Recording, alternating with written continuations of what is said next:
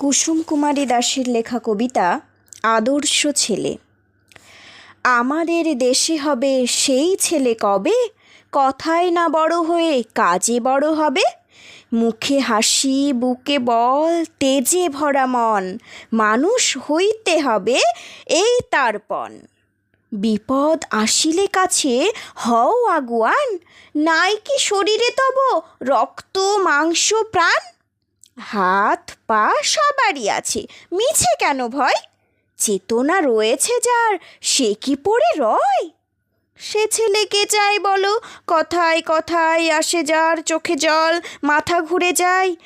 সাদা প্রাণে হাসি মুখে করো এই পণ, মানুষ হতেই হবে মানুষ যখন।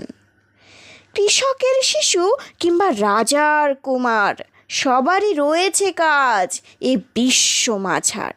হাতে প্রাণে খাটো সবে, শক্তি করো দান, তোমরা মানুষ হলে দেশের কল্যাণ।